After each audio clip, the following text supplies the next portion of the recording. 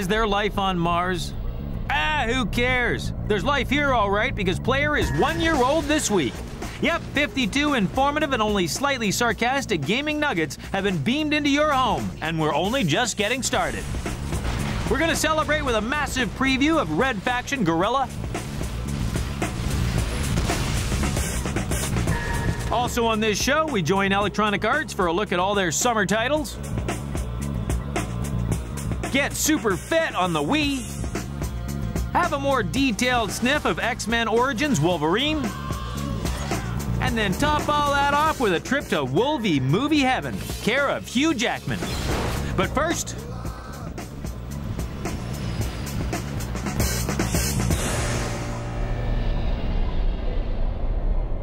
Red Faction Guerrilla is the third installment of the Martian action franchise that began way back in 2001.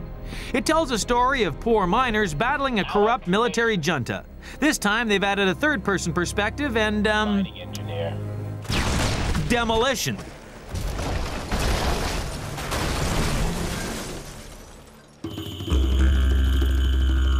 It's actually set 50 years after the first Red Faction game. It's still on Mars. The entire world is under martial law. But over this 50-year period, thanks to the terraforming process, people are able to live on the surface. The blast. How's Mom? Once again, the player does take on the role of a miner.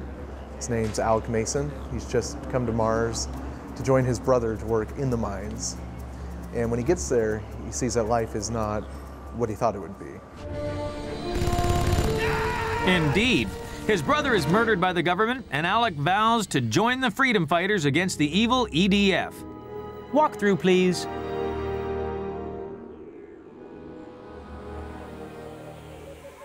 The mission I'm going to show you now is actually one that takes place later in the game, where the EDF have put their main base of operations, which we're now going to go try to take out. We're making an attack on EDF Central Command.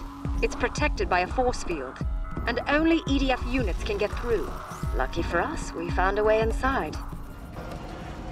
So this is an EDF scout that the guerrillas have basically stolen, and they've rigged with a transponder that's going to allow us to pass through the force field that's protecting the EDF Central Command. Let's hope that transponder works. Of course it will. The guy's the developer. So I'm going to be able to just pass right through this. But I've got gorillas and marauders. It's a good way to take someone out.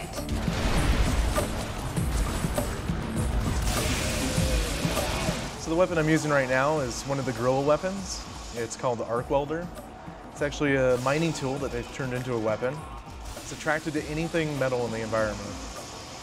So it's great for just electrocuting people. It's also very helpful when you want to take over a vehicle. Why do my fillings hurt? Must destroy the power core for that force field. Okay, Sam, the power station is down. The force field is off. It's brought down the force field, so the rest of the guerrilla and marauder reinforcements are going to be able to join me and take out the rest of the base.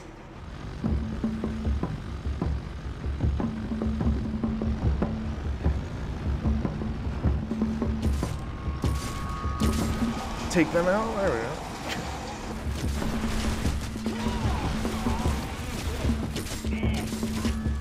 So there are EDF aircraft. Fortunately, you can take them out.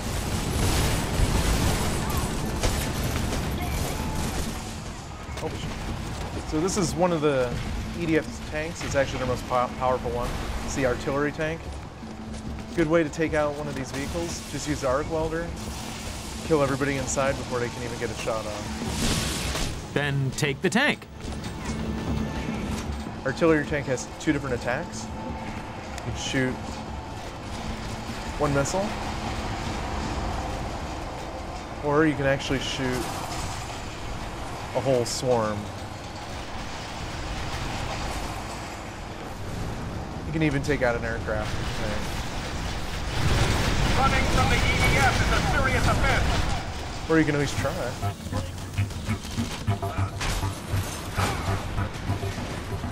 Get inside here. We use one of the EDF's big weapons. It's a singularity bomb. You plant this, immediately get out of the way. It's going to actually open up a singularity. It will rip anything apart, a building. It'll pull people in, vehicles, and then explode. Take out Central Command. Let's see if we can pull these guys into one. Oh, they know to get away.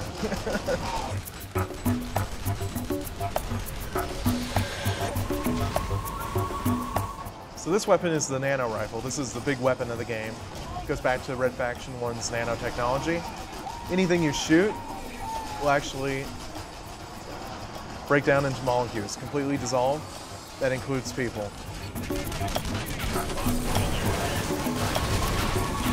The weapon I've taken out now is called the thermobaric rocket. It's basically the Guerrilla's biggest weapon. It's based on real technology. It's a rocket that when you shoot it, it will release a gas, ignite it, gives you one of the largest explosions in the game. We'll take out this building. What's cool about it, unlike the other rocket launcher, if you want, you can actually detonate it mid-air by pushing the button again.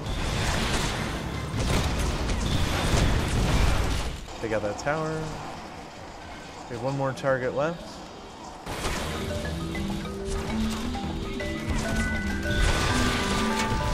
Excellent. So why the shift to third person? With the new Red Faction, we've switched it to third-person open world. With our new destruction system, Geomod 2.0, it gives you the ability to basically destroy everything. When we started out, we kept the game in first person, but what would happen was you couldn't see what you were doing. You'd be inside of a building, starting to take it apart. The building would start to stress, pieces would fall on you. You didn't see where anything was coming from. You wouldn't see any of the destructions. Just as an experiment, we pulled the camera back. It was like a night and day difference. Suddenly you could see everything that was happening.